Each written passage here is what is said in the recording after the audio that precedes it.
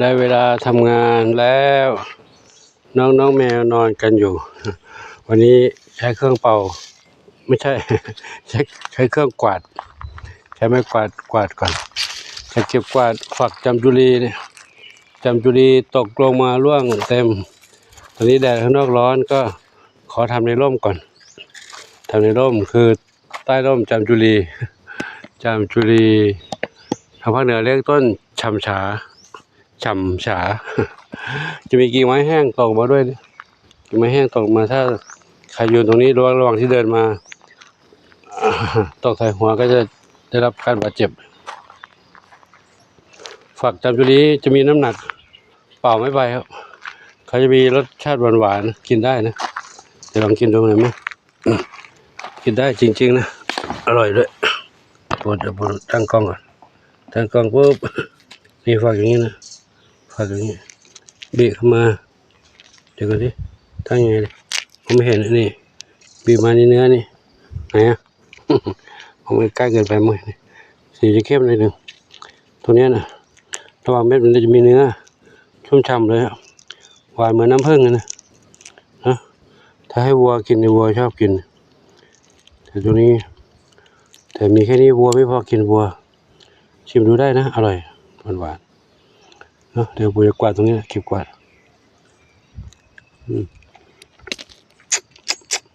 รสเหมือนน้ำผึ้งเลยหอมหวานแล้วเป็นสมุนไพรด้วยกินแล้วช่วยให้ร่างกายสดชื่นหวานอร่อย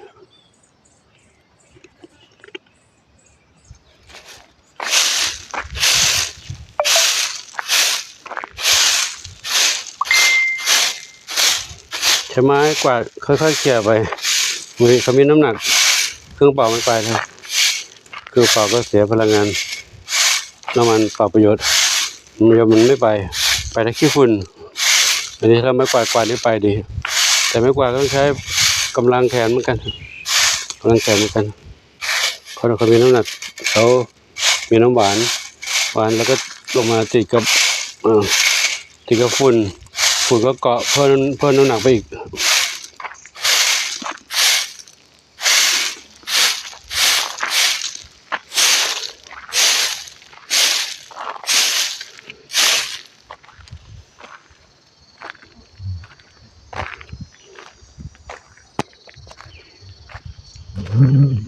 อากาศก็ร้อนนะครับทำไปในร่มก่อนเดี๋ยวก็ไปเป่าใบไม้ตอนแดดร่มก็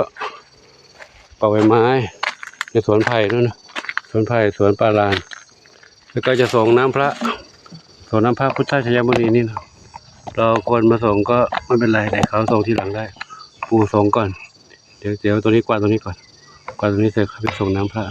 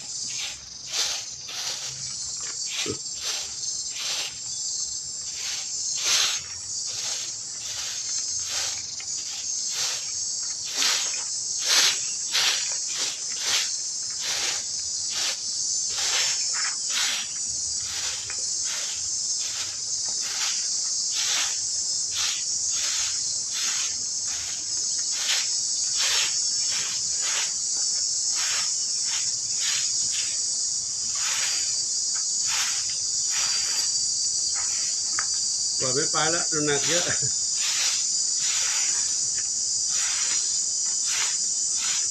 ขนาดกว่าจะไม่ค่อยไปเครื่องเป่ายิ่งไม่ไปเลย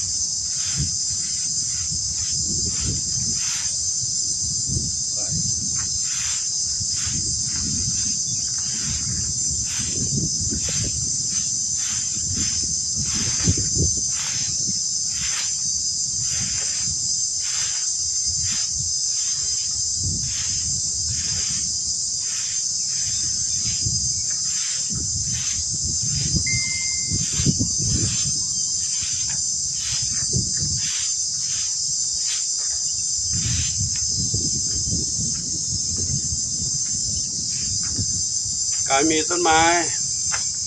นี่ก็ให้ร่มเงาทำให้อากาศบริเวณนี้เย็นลงได้นะถ้าไม่มีต้นไม้นะคือจะร้อน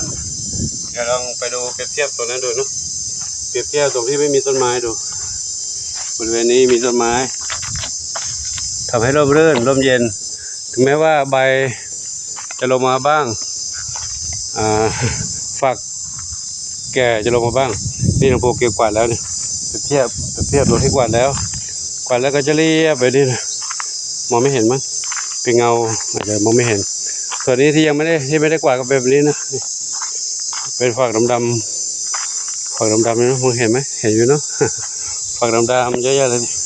ฝักดำๆที่กวาดแล้วอย่างนี้โล่งเลยนี่กวาดไปแล้วก็เรียบกวาดด้านนู้นมาแล้วเมื่อกี้นี้ทางเข้ามาเพื่อไว้ต้อนรับคณะศรัทธาสาธุชนเข้ามาจะได้ดูแล้วสะอาดหูสะอาดตาตอนนี้เปรียบเทียบดูเนาะนี่ในร่มเงาจะร่มเย็นก็มีลมพัดไหวมากับที่ไม่มีต้นไม้ มีต้นไม้ก็จะร้อนอย่างนี้นะออกมานิดเดียวก็ร้อนเผาเลยครับนี่ร้อนมากเลยนะก็ที่เป่าแล้วกวาดแล้วก็โลดสะอาดเรียบมองเข้าไปนี่ก็สะอาดเรียบนะในร่มไม้ก็เย็นนกหนูกาไก่จิ้งหรีดแมลงต่างๆก็อาศัยอยู่ในที่ร่มนี้ได้ครับเย็นสบายครับเรื่องนี้ก็ปรับภูมิทัศน์ไปทางนี้แล้วนะได้พื้นที่กว้างขึ้นไปแทนที่จะรกเป็นหญ้าเป็นหนามก่อนหน้านั้นนะทีนี้ก็ได้ถมลงไปแล้วก็ได้รับความศรัทธาจากสาธุชนที่ร่วมสมทบปัจจัยมาเนาะหลายๆท่านนะไม่ได้เอ่ยชื่อเอ่ยนามก็รวมๆแล้วหมดไปตรงนี้10,000 กว่าบาทแล้วเนาะก็คงก่อนสงกรานต์นี้คงจะได้เท่านี้แหละเนาะเพราะว่ารถราเขาก็หยุดกันแล้วเดี๋ยวไว้มีเจ้าภาพในโอกาสต่อๆไปค่อยทำกันไปคิดไว้นะก็จะทำปรับตรงนี้ให้สะอาดแล้วก็ด้านไหนนู้นไปที่วัดนู้นเดี๋ยวค่อยโอกาสข้างหน้าค่อยคิดกันอีกครั้งหนึ่งขอทำตรงนี้ให้เรียบร้อยดีก่อนนะไม่ได้สร้างอะไรถาวรเป็นใหญ่โตมโหฬารหรอกเพียงแค่ทำให้สะอาดสะอ้านอยู่อาศัยร่มเย็นสุขสบายแค่นั้นนะมาจะไปปลูกต้นไม้อะไรเพิ่มขึ้นมาต้นไม้ใหญ่ๆที่ให้ร่มเงาได้เนาะตอนนู้นก็ไม่ปลูกเหมือนกันนะปลูกแล้วแต่ว่าถึงเวลานั้นน้ำท่วมมันตาย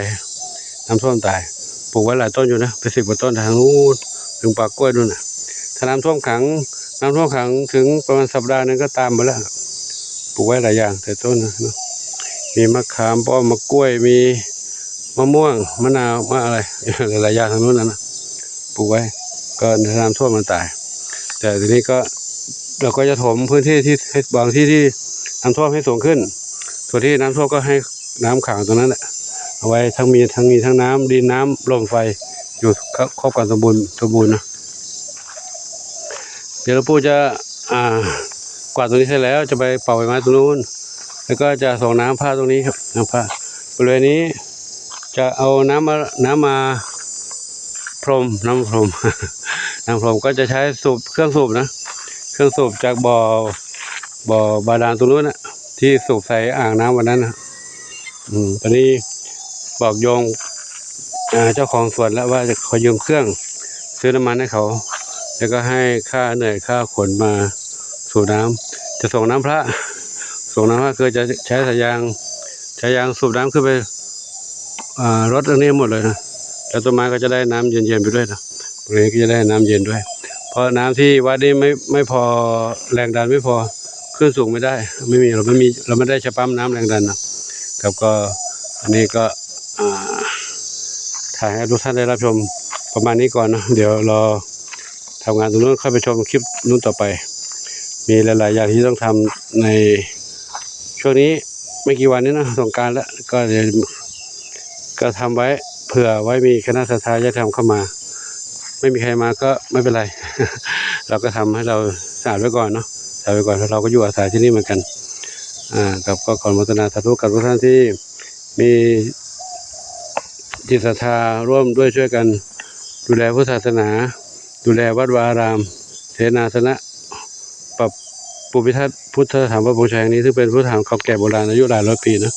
ให้ได้เป็นที่สักการะของสาธุชนคนรุ่นหลังสืบต่อไปครับก็ขออนุโมทนาสาธุบุญใดๆที่ทุกท่านปรารถนาขอจงสำเร็จสมปรารถนาทุกประการเทินสาธุอายุวันโนสุขังพระลัง